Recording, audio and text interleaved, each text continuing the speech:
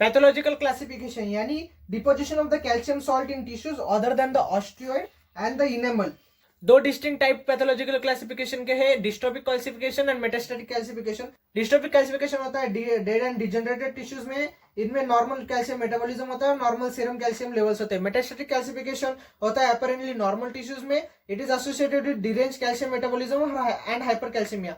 Etiology और pathogenesis जो भी हो, हिस्टोलॉजी सेम दिखाता है। हिस्टोलॉजी में कैल्शियम सॉल्ट्स अपीयर होते हैं deeply basophilic, irregular and granular clumps में। डिपोजिशन इंट्रासेलुलर हो सकता है, एक्स्ट्रासेलुलर हो सकता है और बोथ लोकेशंस पे हो सकता है। कई कई जगह पे टॉपिक बोन फॉर्मेशन यानी ऑसिफिकेशन भी दिखाई देता है। कैल्शियम डिपॉजिट्स कंफर्म किए जा सकते हैं silver impregnation method of von Kossa producing black colour. Alizarin and red use करेंगे तो रेड कलर आएगा। पैथोलॉजिकल क्लासिफिकेशन ऑफन अकम्पनीड होता है आयन के डिपोजिशन से, जो देता है positive Prussian blue reaction in Perls stain. अब इटियोपैथोजेनेसिस देखेंगे। पहला डिस्ट्रोफिक कैल्सिफिकेशन। डिस्ट्रोफिक क्लासिफिकेशन के दो कॉजेस हो सकते हैं, calcification in the dead tissue, calcification in degenerated tissue. Calcification in dead tissue देखेंगे, पहला है caseous necrosis in tuberculosis, it is the most common site of dystrophic calcification. दूसरा है liquefactive necrosis in chronic abscesses. तीसरा है fat necrosis following acute pancreatitis और traumatic fat necrosis in the breast results in the deposition of the calcium soaps. चौथा है Gamna Gandy bodies in chronic venous congestion of the spleen characterised by calcific deposits admixed with hemocidin fibrous tissue. पांचवा है infarct विच में sometimes undergo dystrophic calcification. छठा है thrombi specially in the veins में produce प्लेबोलिट्स।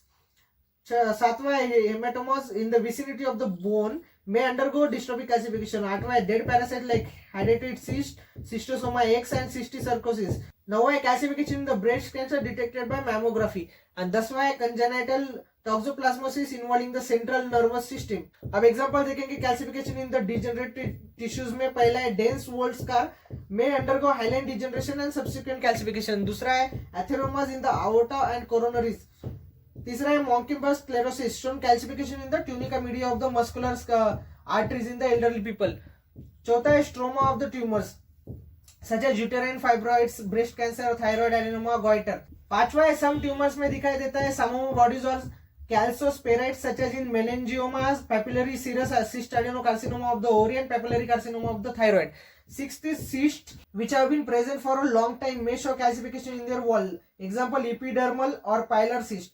Seventh is calcinosis cutis is a condition जहां पे irregular nodular deposits of the calcium salts होते हैं स्किन में और सबक्यूटेनियस टिश्यू में।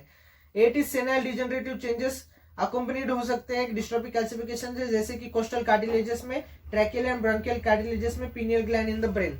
डिस्ट्रोफिक कैल्सिफिकेशन की पैथोजेनेसिस देखेंगे। Serum calcium level with in normal limits होता है, तो denatured protein in the necrotic and degenerated tissue bind होते हैं फॉस्फेट आयन के साथ और बाद में फॉस्फेट आयन रिएक्ट होते हैं कैल्शियम आयंस के साथ to form the precipitate of the calcium phosphate. ये प्रोसेस सिमिलर होती है to the formation of the normal hydroxyapatite in the bone.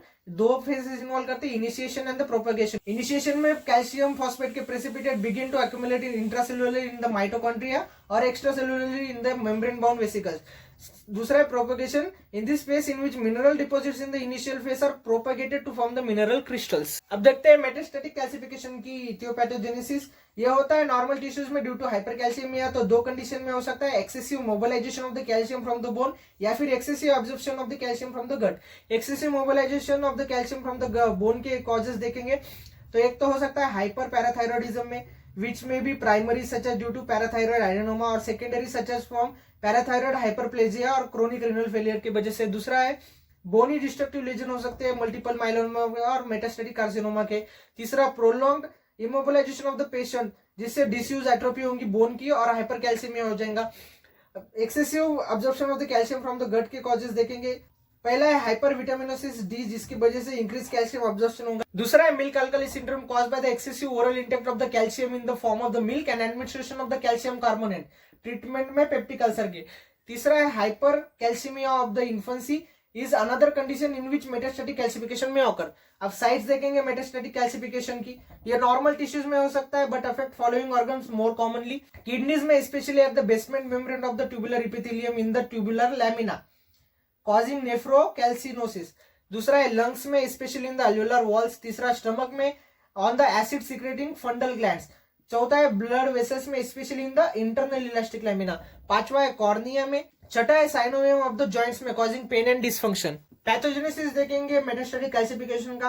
ये होता है excessive binding of the inorganic phosphate ion with the calcium ion which are elevated due to underlying metabolic derangement. This leads to the formation of precipitate of the calcium phosphate at the preferential sites. Metastatic calcification is reversible upon correction of the underlying metabolic disorder. This is the tuberculous lymph node जिसमें KGS necrosis है और जिसमें granular calcification यानी dystrophic calcification दिखाई देता है। This is the Monkeypox arteriosclerosis जिसमें dystrophic calcification दिखाई देता है degenerated tunica media में।